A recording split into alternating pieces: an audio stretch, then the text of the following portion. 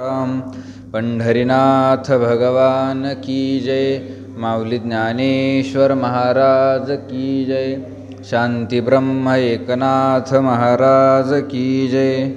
जगद्गुरु तुकाराम महाराज की जय। सद्गुरु जोग महाराज की जय। नमामि सद्गुरुं शांतं सच्चिदानन्दविग्रहं पूर्णब्रह्मपरानन्द मीशमालन्दिवल्लभम्। ॐ नमो ज्ञानेश्वरा करुणाकरा दयाळा। तुमचा अनुग्रह लाधलो पावन झालो चराचरी। मी कळा कुसरी काहीच नेने बोलतो वचने अतिभाविका। तुमचा अनुग्रह लाधलो पावन झालो चराचरी।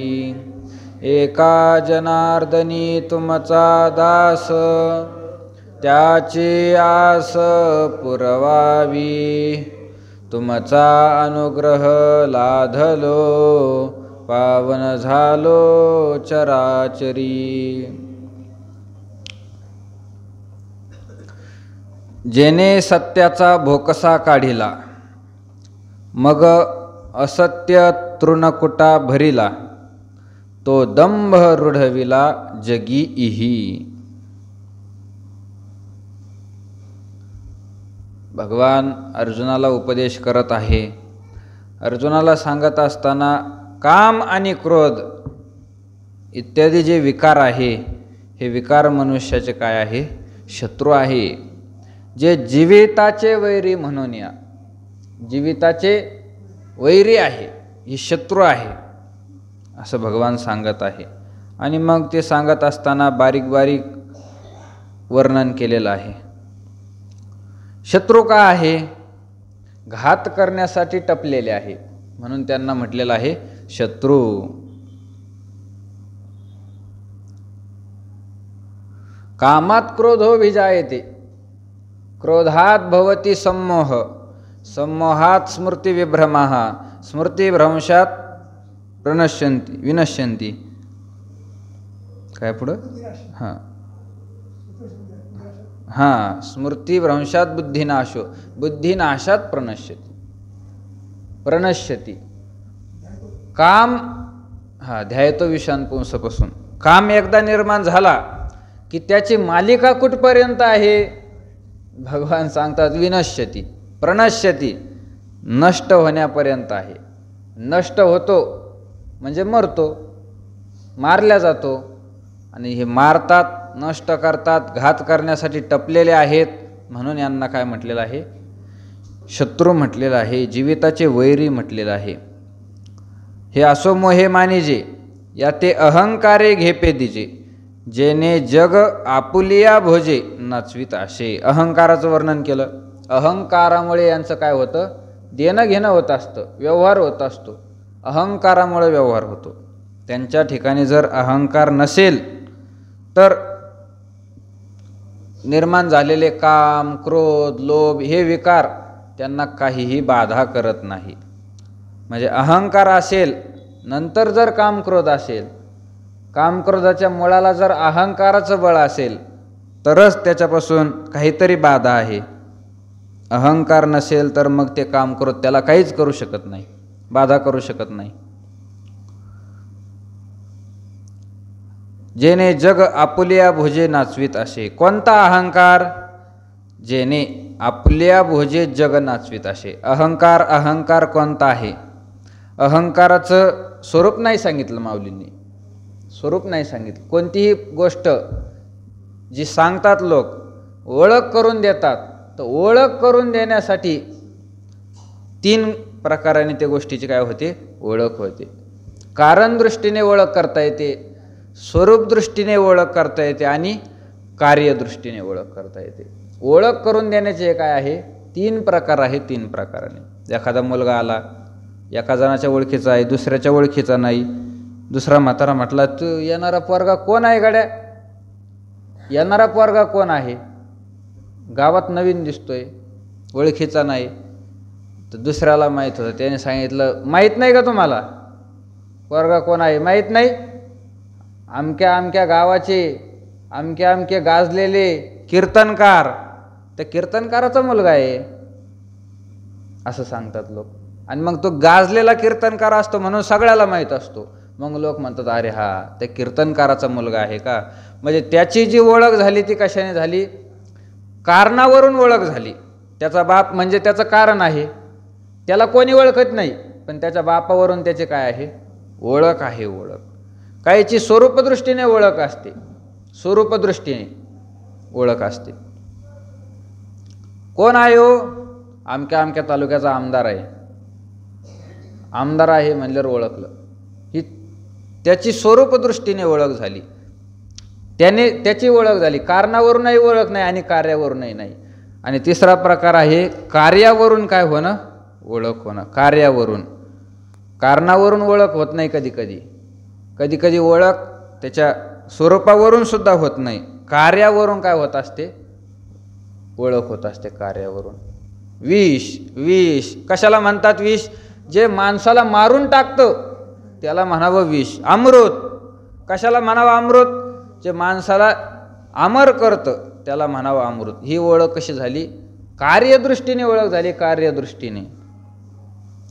तसंच आहे ज्ञानोबरायांनी अहंकाराची ओळख करून दिलेली आहे. पण ही ओळख कारण दृष्टीने सुद्धा नाही, ही ओळख स्वरूप दृष्टीने सुद्धा नाही, कार्यदृष्टीने ओळख करून दिली. अहंकाराचं कार्य सांगितलं. कार्य काय? कार्य आहे अहंकाराचं?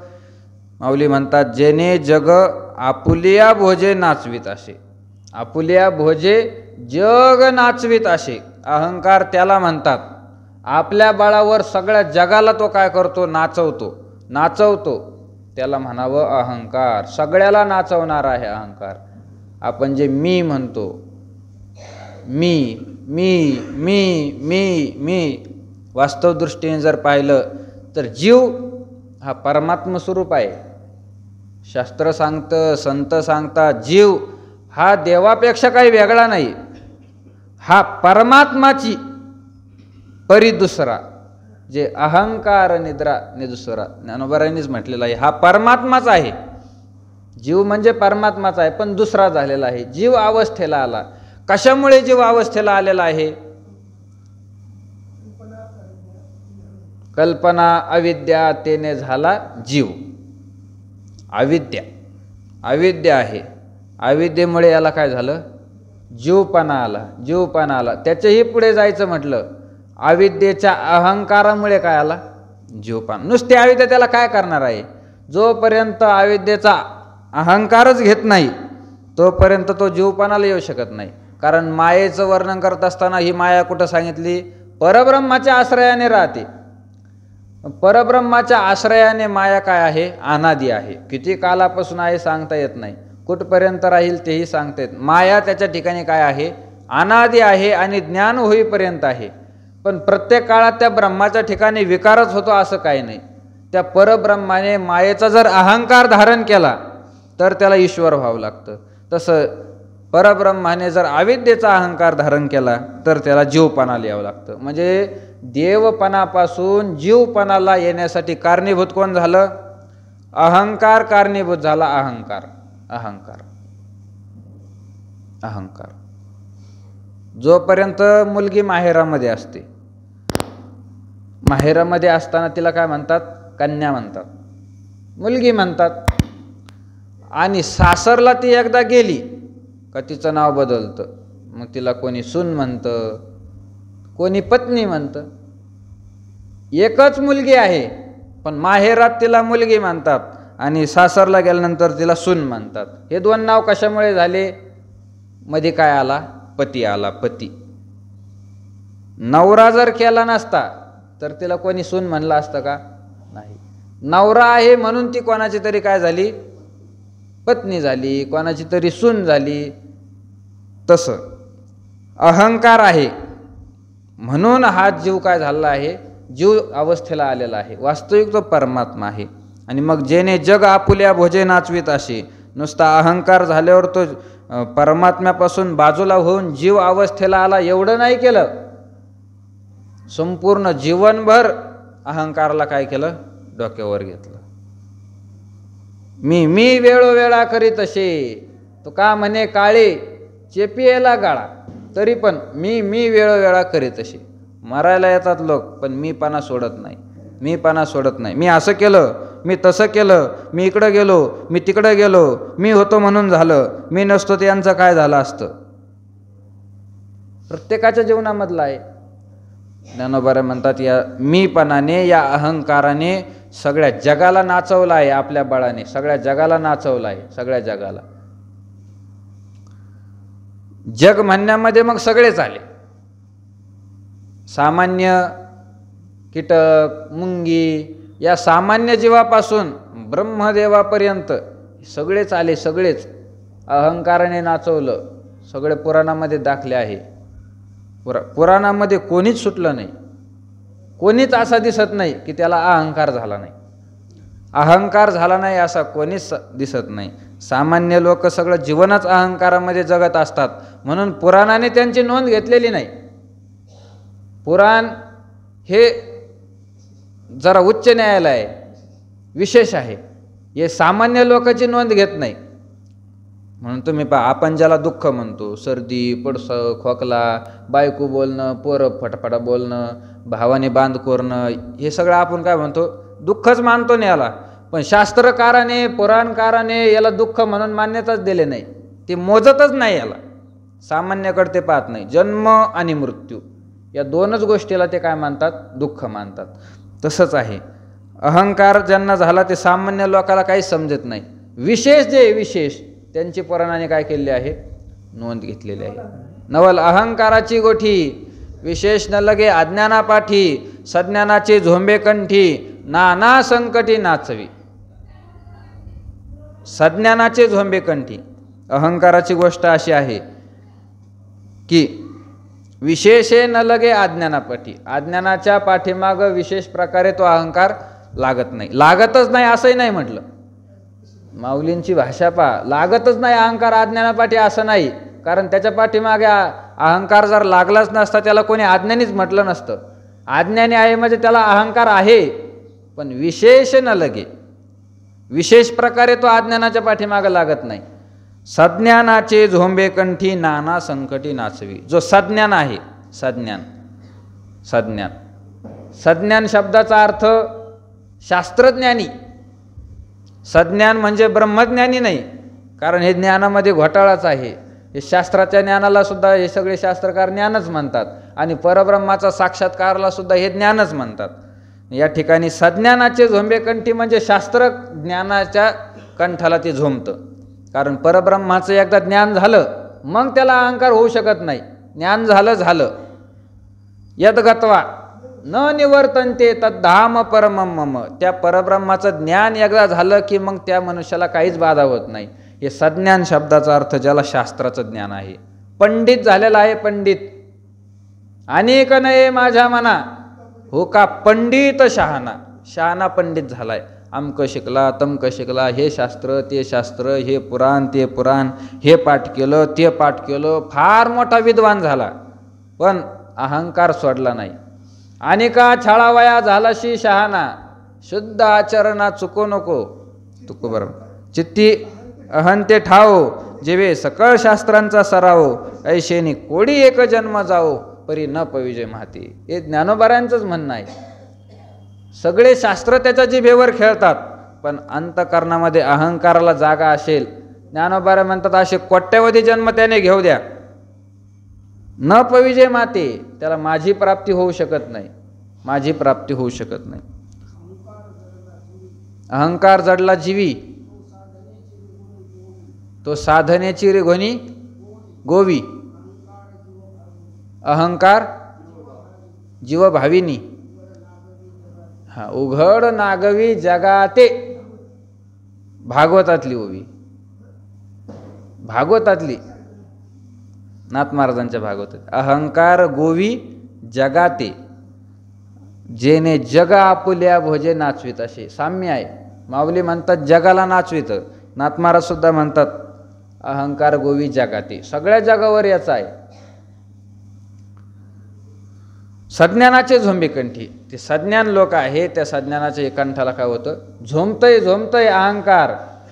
सगळे शास्त्रज्ञानी झाला, विद्वान झाला, पण त्याने अहंकार जर सोडला नाही, अहंकार जर सोडला नाही तर तो विद्वान ब्रह्मपिशाच्य होत असतो.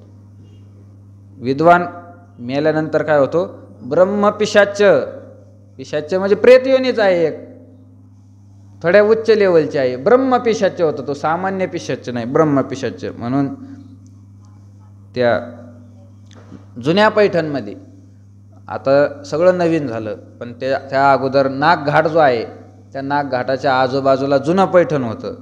त्या ठिकाणी अमावस्या पौर्णिमेला जर गेलं, अजूनही त्या ठिकाणी वेदाचे मंत्र ऐकायला येतात, वेदाचा पाठ ऐकायला येतो. काही नाही राहिलं तिथं, सगळ्या येड्या बाबळीचे आहे, सगळं पडलेलं आहे, कोणी राहत नाही. पण अमावस्या पौर्णिमेला माणूस गेला तर वेदाचे मंत्र साक्षात त्या ठिकाणी ऐकू येतात. याचा अर्थ काय आहे, भुतड झालेले आहे ब्रह्मपिशाच्य. ब्रह्मपिशाच्य झाले कारण अहंकार होता.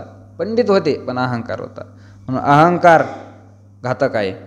जेने जग आपुल्या भोजे नाचवीत असे, हा अहंकार चांगल्या चांगल्याला काय करतो, नाचवतो. सगळ्याला याने नाचवलेलं आहे. पुराणामध्ये सगळ्याचे दाखले आहे. सत्यभामेला अहंकार झालेला आहे, त्यानंतर बलराम दादाला अहंकार, अर्जुनाला अहंकार झाला, गरुडाला अहंकार झाला, सगळ्यालाच जवळजवळ अहंकार झालेला आहे. भीमाला अहंकार झाला. याच्यातले बऱ्याच जणांचे अहंकार हनुमंतरायांनीच काम केलेलं आहे. हनुमंतरायांनी बऱ्याच जणांचा अहंकार काय केला, मोडीत काढलेला आहे. मोडीत ज्येष्ठ श्रेष्ठच भक्त होते हनुमंतराय. तुकोबाराय भक्तीच्या वाटा विचारतात म्हटल्यावर हनुमंतरायाची श्रेष्ठता सामान्य आहे का. शरण शरण जे हनुमंता, तुझं आलो रामदूता, काय भक्तीच्या त्या वाटा मज दावाव्या सुबटा, असं तुकोबारायांनी म्हणावं. त्यावरूनच हनुमंतरायाची श्रेष्ठता. त्या हनुमंतरायांनी बऱ्याच जणांचा अहंकार काय केला, नष्ट केला. जग आपुल्या भोजे नाचवीत असे, जगातल्या सगळ्या लोकांना आपल्या याच्यावर हे काय करतंय, नाचवतंय असा अहंकार आहे. जेने सत्याचा भोकसा काढिला, मग असत्य तृणकुटा भरिला, तो दंभ रुढविला जगी इही. जेने काय केलं, त्याने सत्याचा भोकसा काढिला आणि असत्य तृणकुटा भरिला. हा एक दृष्टांत आहे. पण जवळजवळ तो दृष्टांत शेतकरी लोकांचाच काय येतो, लक्षात येतो. विशेष करून ज्यांच्या घरी म्हशी आहे ते म्हशीचं काय होतं, म्हशीला जर वगार झाली, ती वगार चांगली जगते. ते टोनगं जर झालं तर त्याचा भरोसाच नसतो, ते कधी मरण सांगता येत नाही. म्हशीचं टोनगं जगलं तर चांगलंच जगलं आणि मेलं तर 2 दिवसात सुद्धा मरतं ते. म्हणून जर ते टोनगं झालं आणि टोनगं जर मेलं, म्हशीचं टोनगं मेलं, तर मग आता दूध कसं काढायचं. कारण जनावराचा स्वभाव असतो, म्हणजे जे शुद्ध गावरान जनावर आहे, मग ती म्हैस असो, शेळी असो, नाहीतर गाय असो, पण गावरान, त्यांचा स्वभाव आहे. वासरू असलं तरच ते काय करतात, दूध देतात. वासरू जवळ असेल तर कासेत हात घालून देतात. वासराशिवाय ते जवळच येऊ देत नाही माणसाला. गावरान जनावरांचा स्वभाव आहे. आणि हे अलीकडं जर्शी जे आले, ते जर्शी ते एकदा जनल्या गाई, त्यांना काहीच माहीत नसतं आपलं वासरू कोणतं आहे, काय कोणतं आहे. ते वासराला मेळ लागत नाही गाय कोणती आहे. वासरू जर सोडलं ते कोण्या गाईला जाऊन पितं आणि कोणती गाय त्या वासराला पिऊ देते. ते जर्शी जनावरांचं आहे.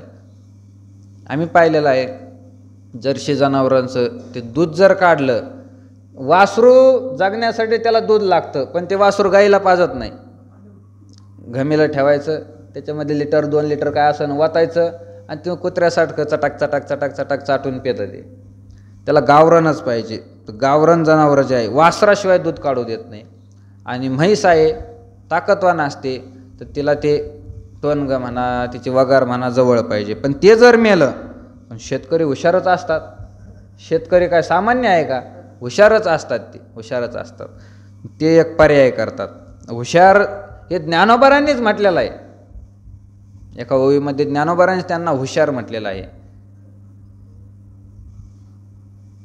उगाना घेती क्षीररसा बुद्धिवंत, बुद्धिवंत क्षीररसा उगाना घेती बुद्धिवंत. त्याच्या अगोदर काहीतरी आहे. पै वासुरवाचा करुनी भोकसा, गायी पुढे दावनी विरेशा, उगाना घेती क्षीररसा बुद्धिवंत. ज्ञानोबारांनी म्हटलेलं आहे हे लोक काय आहे, बुद्धिमान आहे, म्हणजे हुशार आहे. वासरू मेलं तरी दूध कसं काढायचं त्यांच्याकडे अक्कल आहे. मग ते लोक काय करतात, शेतकरी त्याच्यामधला सगळा माल काढून घ्यायचा. ते मेलेलं टोनगा असो त्याच्यामधला सगळा काय करायचा, माल काढून घ्यायचा आणि त्याच्यामध्ये भुसा भरायचा. भुसा भरायचा, परत ते शिवून टाकायचं, परत शिवून टाकायचं आणि तसं जाऊन ते म्हशीपुढं काय करायचं, उभं करायचं. ते एवढं काय कळतं म्हशीला, याच्यामध्ये चेतना आहे का, प्राण आहे का शिल्लक, एवढं काही कळत नाही. ते दिसलं आपलं ते चाटीत राहते म्हैस, तोवर हे काय करते शेतकरी, दूध काढून घेते, दूध काढून घेते. तसं तो दृष्टांत पाहून ज्ञानोबारांनी या ठिकाणी काय केलं आहे, वर्णन केलं आहे. वर्णन, कारण ज्ञानोबा काय मुंबईला राहणारे नव्हते ना, खेड्यापाड्यातच राहणार. त्यांना सगळं माहीतच होतं. आपेगावला राहिले, नेवाशाला राहिले, आळंदी, हे सगळे खेडेच होते, सगळं पाहण्यातलं होतं.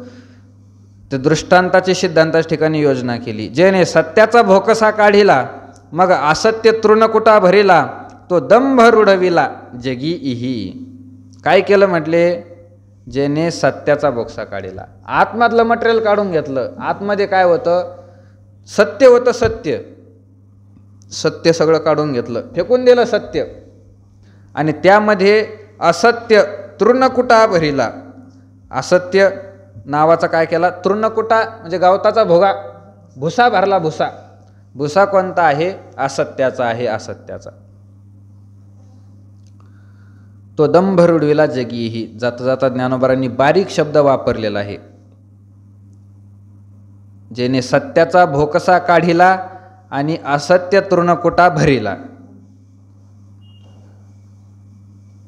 त्यामधलं जो गर्भ आहे, वासराच्या कातड्याच्या आतमधला जो मटेरियल आहे, गर्भित भाग, तर त्याला ज्ञानोबारांनी सत्य मानलं, सत्य म्हटलं त्याला. आणि त्याच्यामध्ये नंतर भरलेला जो भुसा आहे, त्या भुसाला कशाची उपमा दिली, भुसाची उपमा असत्याला उपमा दिली, असत्याला. म्हणजे सत्य जे आहे ते आतलं काय आहे, गर्भभाग आहे. गर्भभाग म्हणजे सार स्वरूप आहे सत्य, आणि आसार काय आहे, भुसा आहे. भुसा आसार कसा आहे, भुसकटासारखा आहे, काहीच कामाचं नाही. फलकट तो संसार, येथे सार भगवंत. भगवंत हा सार आहे आणि संसार काय आहे, फलकट आहे. फलकट शब्दाचा अर्थच होतो भुसा, फलकट म्हणजे भुसकट. तर याने काय केलं, सत्याचा भोकसा काढिला आणि असत्य तृणकुटा भरला. सगळं सत्य काढून घेतलं आणि सत्याच्या जागेवर काय केलं, असत्य भरलं. असत्य तुकोबारांनी कलियुगाचं महात्म्य वर्णन करताना बोललेले आहे. पहा हो कलीचे मैमान, असत्याशी रिझले जन, पापा देते अनुमोदन, करीती हेळन संताचे. कलियुगाचं वर्णन करत असताना पहा कलीचा मैमान कसा आहे, असत्याशी रिझले जन, सगळे लोक सत्याला सोडून दिलं आणि असत्याच्या मागे लागलेले आहे. असत्याच्या मागे लोकांच्या डोक्यामध्ये नुसतं असत्य भरलेलं आहे, सत्य कोणाच्या डोक्यामध्ये राहिलेलं नाही. कष्ट करून धन मिळावं, जोडून या धन उत्तम व्यवहारे, उदास विचारे वेच करी, हे फक्त आता बोलण्यापुरतंच राहिलेलं आहे. याचं आचरण जगात कोणी करत नाही. जोडून या धन उत्तम व्यवहारे असं लोकांना समजून सांगणारे, ते सुद्धा उत्तम व्यवहारे धन जोडीत नाही, व्यवहाराने धन जोडीत नाही, निषिद्ध कामं करतात धन जोडण्यासाठी. जोडून या धन कोण सांगत असतं, मंत्री सांगतो का? जोडून या धन उत्तम व्यवहारे अभंग सांगणारे कोण आहे, मंत्री संत्री आहे, कीर्तनकार, प्रवचनकार, हेच लोक आहे. लोकांना सांगतात चांगल्या प्रकारे धन कमवा, आणि हे स्वतः कोणत्या प्रकाराने धन कमवतात. जाय इकडं आम्हाला 40 द्या, जाय तिकडं आम्हाला 20 द्या, आम्हाला 25 द्या, ठरवून पाकिटं घेतात. हे उत्तम व्यवहार आहे का? कीर्तनासारखा उत्तम व्यवहार कोणता आहे असं म्हणायला बसले. यांचे डोके कुठपर्यंत जातील सांगताच येत नाही. उत्तम व्यवहार आहे म्हणजे कीर्तनासारखा उत्तम व्यवहार कोणता आहे? धंदाच आहे ना. तुकोबारांनी धंदा म्हटलेला आहे ना. दीन रजनी हाची धंदा गोविंदाचे पवाडे. गोविंदाचे पवाडे वर्णन करणं म्हणजे कीर्तन प्रवचन हा काय आहे? धंदाच आहे. तुकोबार म्हटलेला आहे, तुकोबारांनी धंदाही म्हटलेला आहे. पण धंदा कशाचा आहे ते पहा ना. पैसे कमावण्याचा धंदा आहे का? कीर्तन हा उत्तम व्यवहार आहे, मान्य आहे, पण तो व्यवहार पैसे कमावण्याचा आहे का? तो व्यवहार परमार्थ कमावण्याचा आहे, भगवंत प्राप्त करण्याचा आहे. देवाच्या चाडे आळवावे देवा, भगवंताच्या प्राप्तीसाठी तो आहे. तेने नारायण देईल भेटी. कलियुगा माझी करावे कीर्तन. कशासाठी? तेने नारायण भेटी देईल. पाकिट भेटी देईल असं कुठंही प्रमाण नाही. उत्तम व्यवहार. असत्य भरलेलं आहे सगळ्याच्या डोक्यात, असत्य. मन्यायेनार्थ संचयान 16व्या अध्यायामध्ये भगवंतांनी म्हटलेलं आहे.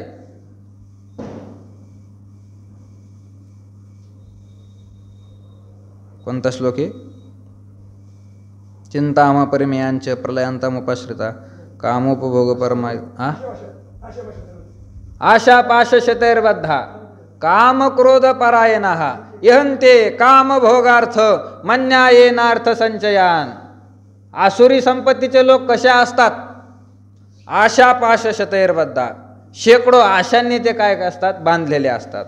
कामोपभोग परमा, काम म्हणजे इच्छा असते, उपभोग परमा आणि त्या इच्छेला पूर्ण करण्यासाठीच फिरत असतात. त्या इच्छेची पूर्णता करणे हेच त्यांच्या डोक्यामध्ये असतं. आणि शेवटचं लक्षण सांगताना भगवान सांगतात मन्यायेनार्थ संचयान, अन्यायेन अर्थसंचयान.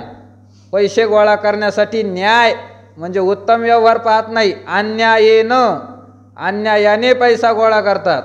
लोकांचा फारच आक्षेप आहे तुकाराम महाराजावर. लोकांचा म्हणजे हे कीर्तनकार प्रवचनकार तुकाराम महाराजावर फार आक्षेप आहे. तुकाराम महाराजच आम्हाला का बोलतात? बाकीचे संत दिसत नाही का? कोण्या संताचा आम्हाला प्रखरतेने दिसत नाही? खरं तर सगळ्याच आहे, पण लोपलेलं वाङ्मय आहे, दिसत नाही. वेदादी उपनिषद झाले, पुराणं झाले, संतांचे ग्रंथ झाले, गीता भागवत रामायण आहे, हे आम्हाला कोणीच काही बोलत नाही. तुकाराम महाराज आमच्यावर का खवळतात? तुकाराम महाराज आमच्यावर का खवळतात? तसं तुमच्यावर सगळेच खवळलेले आहे, तुकाराम महाराज नाही. वेदामध्ये वर्णन आलेलं आहे, वेदामध्ये वर्णन आलेलं आहे. वेदामध्ये 7 गोष्टी सांगितल्या. त्या 7 गोष्टीचा जर विक्रय करत असेल, 7 गोष्टीचा विक्रय जर करत असेल तर वेदामध्ये वर्णन आहे. रवरव नावाचा कुंभपाक त्याला आहे. 7 गोष्टी. आणि त्या 7 गोष्टीमध्ये हरिकथा आलेली आहे, गाय आलेली आहे, त्यानंतर कन्या आलेली आहे, अजूनही काही अन्नसुद्धा आहे, भरपूर गोष्टी आहे. रवरव नावाचा नरक आहे, वेदात आलेला आहे. आता वेदाचा आपला पाठांतर नाही, पुराणामध्ये सुद्धा आलेला आहे. कल्याणयुक्त सामानी हरेर नामैक मंगलम कुर्वंती विक्रयम येवै तेषां भारेन पीडिताः. पृथ्वी म्हणते मी त्यांच्या भाराने पीडित झालेलं आहे. कोणाच्या? कल्याणाचं साधन असणारं जे भगवंताचं नाव आहे त्या नामाची जे विक्री करतात. कोण करतं नामाची विक्री? शेती करणारे. नामाची विक्री कोण करतं? हेच कीर्तन करणारे, प्रवचन करणारे. कन्या गो करी कथेचा विक्रा चांडाळ तो खरा तया नावी. हे तुकोबारायांचं प्रमाण आहे. नामदेवराय सांगतात पोटासाठी जरी करी हरिकथा जन रंजविता फिरत असे तेने घात केला 78 शतकोळांचा पाहुणा यमाचा थोर होय. नामदेवराय सुद्धा तेच सांगतात. नाथ महाराज सांगतात द्रव्य घेऊन या कथा जे करीती उभयता जाती नरकामध्ये. नाथ महाराजांचं सुद्धा प्रमाण आहे. सगळ्या संतांनी सगळ्यांनीच सांगितलेलं आहे. अन्यायेनं, आणि गीता सांगते अन्यायेनं अर्थसंचयान. इथून निघलं होतं आपलं. अन्यायाने धन कमावण्यासाठी फिरतात. अन्यायेनं, अन्याय शब्दात आलंच ना सगळं. हा, नागवणी व्यवहारे गवादी घातली. हा, ज्ञानोबारायांचं बोलणं आहे. ज्ञानोबाराय बोलत नाही, ज्ञानोबाराय बोलत नाही. कसं काय बोलत नाही ज्ञानोबाराय? तुम्ही तसं पाहतच नाही, तुमची दृष्टीच नाही ती तशी पाहण्याची. ज्ञानोबाराय बोलत नाहीत. ज्ञानोबारांनी फार गोड वर्णन केलं आहे एका ठिकाणी. रांधवनी रस सोय निकी करोनिया मोले विकी तैसा अविवेकी भोगासाठी धाडिती धर्म. काय आहे? रांधवणी बाईने चांगला स्वयंपाक केला, मग घरी खायचं सोडून रस्त्यावर जाऊन विकायला लागली. करून या मोलविकी. तैसा अविवेकी मूर्ख अज्ञानी पापी काय करतो? भोगासाठी धाडिती धर्म. आपल्या भोगासाठी पैसा मान मिळवण्यासाठी धर्म धाडिती. धर्माचं वाटोळं करतात, विकतात धर्म. धर्म म्हणजे पुण्य. पुण्य विकराते मातेचे गमन, भाडी आयशे धन विटाळतो. तुकोबारायांचे शब्द आहे. म्हणजे अन्यायेनं अर्थसंचयन. अन्यायाने काय करतात? पैसा गोळा करतात. पैसा म्हणजे असत्य पसरलेला आहे, सत्य राहिलं नाही. सत्याचा बोक्सा काढून घेतला आणि असत्याचा भुसकट त्याच्यामध्ये भरलेला आहे. तो दंभ रुढविला जगी ही. आणि या जगामध्ये दंभ पसरलेला आहे. दंभ शब्दाचा अर्थ होतो आपण केलेलं जे पुण्यकर्म आहे ते लोकांना सांगणं, याला म्हणतात दंभ. वाचेच्या चौबारा घातल्या धर्माचा पसारा, तो धर्मची परी अधर्म होय विरा. तो दंभ जाणे, तो दंभ आहे. वाचेच्या चौबारा घातल्या धर्माचा, जे काही पुण्य केलं ते लोकांना सांगणं. आमकी तीर्थयात्रा केली, 12 ज्योतिर्लिंग फिरून आलो, 7 पुऱ्या पाहिल्या, 4 धाम पूर्ण केले, महिनावारी करतो पंढरपूरला, हे केलं ते केलं, अमक्या ठिकाणी दान केलं, तमक्या ठिकाणी दान केलं, ह्या साधूला जेवायला घरी आणलं, त्या साधूला जेवायला घरी आणलं, सगळे तीर्थ पूर्ण झाले. आता आमचा माऊंद्याचा कार्यक्रम आहे. मावद शास्त्र सांगतं, मावद बोलू नको. वद म्हणजे बोलणे, बोलू नको. ते जाहीर करून लोकांना सांगतात आम्ही असं केलं. तर आपण केलेलं पुण्य सांगू नये. पाप केलेलं उघडं करावं, पुण्य केलेलं उघडं करू नये. का कुलवधू लपवी अवयवाते. जशी कुलवान स्त्री जर असेल तर ती आपले अवयव लपून ठेवत असते, सर्वांगावर वस्त्र धारण करते. त्याप्रमाणे नाना कृष्णवळ आपले पांगुरवी पेरिले, तैसे झाकी निपजले दान पुण्य. शेतकरी गुरुरे बाबा सांगत असतात, वक्ते बाबा ही सांगायची, नाना कृष्णवळ आपुले पांघरवी पेरिले. शेतकरी जेवढे हुशार आहे तेवढे पारमार्थिक लोक अजिबात हुशार नाही, अजिबात हुशार नाही. कारण शेतकऱ्याला कळतं आपण जे पेरलेलं आहे ते जर झाकलं नाही तर त्याला पाखरं खातील, झाकलं नाही तर ते उगवत नाही, त्याला पाखरं खाऊन टाकतात. हे शेतकऱ्याला कळतं. आणि पारमार्थिकाला या गोष्टी कळू नये. शेतकऱ्यापेक्षा श्रेष्ठ आहे ना. काही केलं तरी शेतकरी कर्म करणारे आहे आणि पारमार्थिक हे लोक उपासना करणारे आहे, उपासना करणारे आहे, शास्त्र वाचणारे आहे, शास्त्र सांगणारे आहे, कीर्तन भजन प्रवचन ऐकणारे. एवढी साधी गोष्ट कळू नये की जे झाकलेलं असतं तेच उगवत असतं आणि जे उघडं पडतं ते संपून जातं. म्हणून पुण्य जर उघडं केलं तर पुण्य संपून जाईल आणि पाप उघडं केलं तर पाप संपून जाईल. मनुष्याने पुण्याला झाकायचा प्रयत्न करावा आणि पाप उघडं करत राहावं. याला म्हणावं दंभ. दंभ आहे दंभ. जैशी आपुली नग्नी, आपली जननी नग्न दाविल्या जनी, ते तीर्थची परिपतनी कारण होय. ज्ञानोबारांनी दृष्टांत दिलेला आहे. आपली आई आहे. आई काय आहे? तीर्थस्वरूप आहे, तीर्थस्वरूप आहे. ज्ञानोबारांनी म्हटलेलं आहे, सकळ तीर्थाचे धुरे जे का माता पितरे, ते शेवेशी शरीरे कीर शरीरे लोन कीजे. तीर्थाच्या पुढं बसलेले आहे. सगळ्या तीर्थामध्ये श्रेष्ठ तीर्थ आहे आई वडील, तीर्थच आहे. आई वडिलाची जर ईश्वर म्हणून सेवा केली तर त्यालाही परब्रह्म प्राप्त होऊ शकतो, असंही वर्णन आहे. पण तीच आई उघडी केली, वस्त्र काढून घेतले आणि चौकामध्ये नेऊन उभे केली. आता त्याच आईमुळे नरकात नाही जावं लागणार, नरकात नाही जावं लागणार. निश्चित आहे. आईची सेवा केल्याने जसं मोक्षापर्यंत जाता येतं तसं आईला जर त्रास दिला, आईला उघडं केलं, बाजारामध्ये नेऊन मांडलं तर ते सुद्धा काय होणार? नरकामध्येच जावं लागणार. नग्न दाविल्या जनी, ते तीर्थाची परिपतनी कारण होय. ते तीर्थस्वरूप आहे आई, पण आपल्या पत्नाला काय झाली? कारणीभूत झाली, कारणीभूत. तसं पुण्य आहे. पुण्याने मनुष्य मोक्षापर्यंत जातो, भगवंताची पुण्याने प्राप्ती होती. पण ते पुण्य जर चौकामध्ये उघडं करून सांगितलं मी हे केलं मी ते केलं, ते पुण्यच काय होतं? पत्नाला कारणीभूत होतं. त्या ठिकाणी दंभ तयार होतो. दंभ हा आसुरी संपत्तीचा गुण आहे. मग ते नरकासाठी काय आहे? कारणीभूत आहे. तो दंभ रुढविला जगी ही, साध्वी शांती नागविली, मग माया मांगी शृंगारिली ती करवी विटाळविली साधू वृंदे. ज्ञानोबा म्हणतात काय केलं, या कामक्रोधाचं काय महात्म्य आहे. यांनी साध्वी शांती नागविली. साध्वी असणारी शांती, साध्वी शब्दाचा अर्थ होतो पवित्र असणारी, पतिव्रता असणारी किंवा सत्याच्या प्राप्तीसाठी निघाली अशी जी स्त्री असते तिला म्हणतात साध्वी.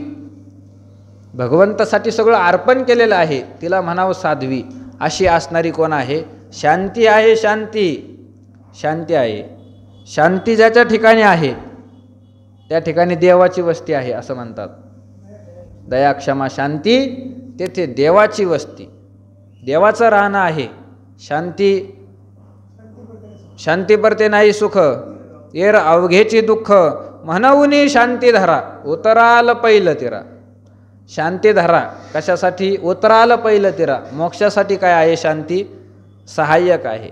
शांती धरणं हे सहाय्यक आहे. आणि म्हणून ही शांती काय आहे, साध्वी म्हटलेलं आहे कारण मोक्षापर्यंत नेते. आणि शांती पवित्र आहे, पवित्र अशी असणारी जी शांती आहे ती शांती नागविली, उघडी केली. यांनी कामक्रोधाने काय केलं, साध्वी स्वरूप असणाऱ्या या शांतीचे वस्त्र काढून घेतले, नग्न केली. नग्न केली कामक्रोधाने ही शांती नग्न केली. मग माया मांगी शृंगारिली. आणि माया नावाची जी मांगीन होती शृंगारिली, चांगले वस्त्र घातले तिला, चांगले वस्त्र. भाऊबीज आहे ना, भारीची साडी घातली, चांगले चांगले अलंकार घातले, पायामध्ये चांगले चपला घातल्या, सगळं व्यवस्थित. कोणाला केलं, मायेला. मायेला मायेला ज्ञानोबा म्हटलं माया मांगी शृंगारिली. मुद्दाम शब्द वापरला ज्ञानोबारायांनी. पूर्वीच्या काळातला प्रसंग आहे. त्या काळामध्ये हे जे लोक होते तर शृंगार करणं हे करणं त्यांच्या जीवनामध्ये कधीच नसायचं. तशी माया होती. माया तशी होती. तिला कधी शृंगार माहीत नाही, कधी काही माहीत नाही, काही माहीत नाही. पण ती माया या कामक्रोधाने काय केली, शृंगारिली. मायेला महत्त्व तेव्हाच आहे जर हे काम क्रोध दंभ दर्प असतील तर मायेला महत्त्व आहे. हे सगळे दडून राहिले तर ही माया काहीच करू शकत नाही. माया स्वतः काहीच करत नाही. तिचे हे काय आहे, हाताखालचे लोक आहे, दास दासी आहे तिच्या, या त्यांच्याद्वारे सगळं काम करते. म्हणून या कामक्रोधाने मायेला काय केलं, शृंगार केला, चांगला नटून खटून उभी केली.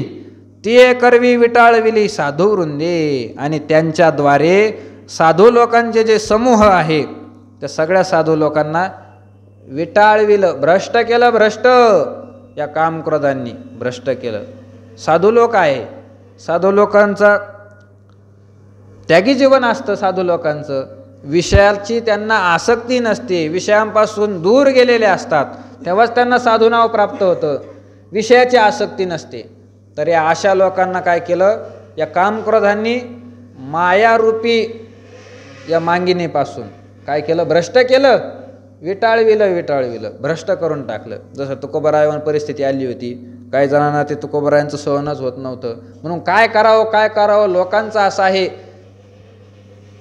याला जर भ्रष्ट करून टाकलं, भ्रष्ट करण्याची सुद्धा गरज नाही, भ्रष्ट झाला असं नुसतं बोंबललं तरी मग काम होऊन जातं. लोक त्यांना परत काय करत नाही, विचारत नाही. म्हणून तुकोबारायांना भ्रष्ट करायचं ठरवलं. एका वेश्याला पैसे देऊन टाकले. तुकाराम महाराजाला काय करायचं, भ्रष्ट करायचं. डोंगरावर तुकोबाराय एकांतात बसलेले असताना गेली ती स्त्री भ्रष्ट करण्यासाठी.